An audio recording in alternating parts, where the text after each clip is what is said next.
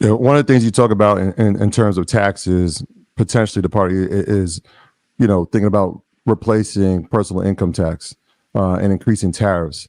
I know there's been talk about increasing tariffs in China.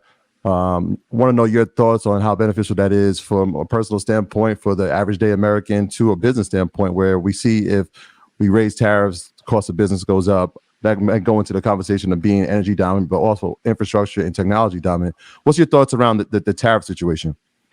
A couple things. One, I've never really heard President Trump say that he's trying to replace the income tax with tariffs. I've not heard him say that. I've heard the criticism or the critique, or that he's trying to layer tariff policy on top of the income tax or create some sales tax, but I've never heard him say that. So I think it's important for people to understand that tariff policy, the purpose is, and I'll explain it in more detail. The purpose of tariff policy that Donald Trump has brought is because we have a lot of trade deals that the federal government has not actually enforced. So China is the most glaring violator of our trade deals in the past, but there are other countries that violate them as well. And the federal government never actually upheld the trade agreement for the betterment of the American consumer and the American worker. And part of the reason for this is that for a long time, or really the last 100 years easily, America has had the dominant economy on the world stage.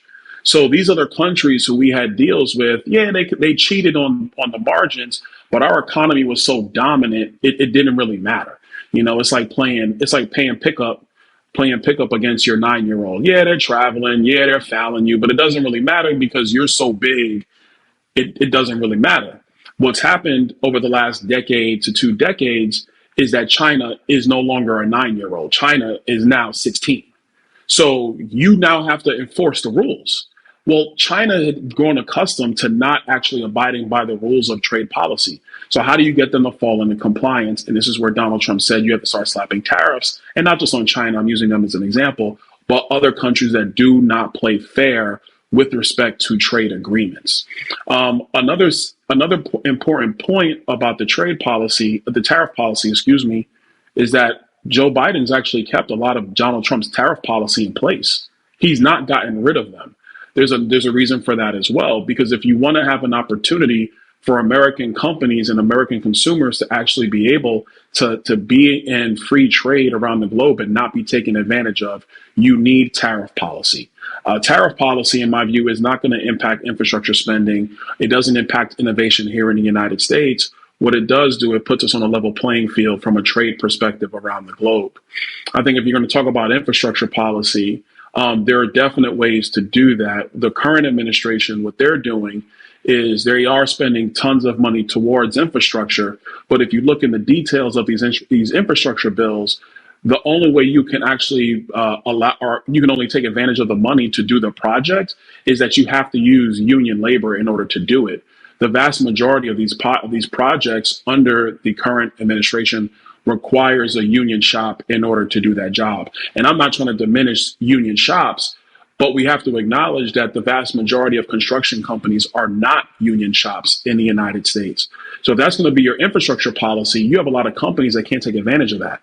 If those companies can't take advantage of that, that also hurts the worker, who is the guy working construction, black guy, white guy, Hispanic guy. They're working construction. Their companies that they work for can't take advantage of those dollars being pushed broad-based into infrastructure. So that's the issue with that. You have to actually just have it be an open source dynamic, where if you have a contractor that has the ability to deliver the project on time within budget, then that needs to be the first I guess marker, if you will, the first criteria for giving out that job, not the first marker, the first criteria being that you're a union shop. A quick question for you. If the Republican Party wins in November, what is the plan to control inflation and housing costs, which have ramped up incredibly over the next 4 years?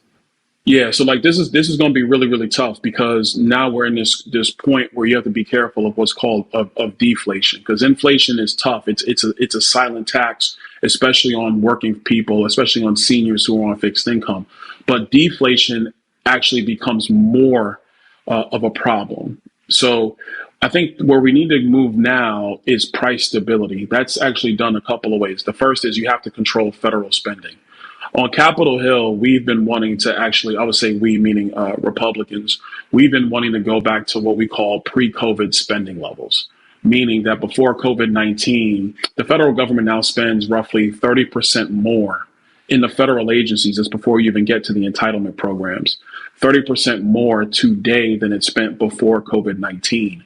Some of the fights around government spending during the last debt ceiling deal was about actually bringing the federal agencies back to pre-COVID spending levels. My Democrat colleagues don't want to do that. Right now, we're running a budget deficit of $1.8 trillion, and we're not in a war.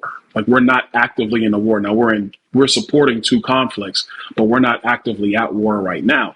And so when you massively spend like this, when you're not in a war or you're not in a pandemic, what's going to happen is you're going to keep devaluing the dollar, which also decreases purchasing power, which leads to inflation when people go to stores. So job one is you got to cut spending. It has to be constrained, so you're not inflating. You're basically not devaluing the dollar, which decreases purchasing power for consumers. Cut Number spending, two, where would you cut spending at? Where would you cut spending? Oh, this is a great question. A couple of places. Number one, in DOD, there has to be some serious adjustments. And now I'm not speaking for the campaign. This is me talking. I'm talking for myself. Okay. DOD, there's got to be some adjustments, no doubt about it. We have a procurement problem. To cut there? Is it possible?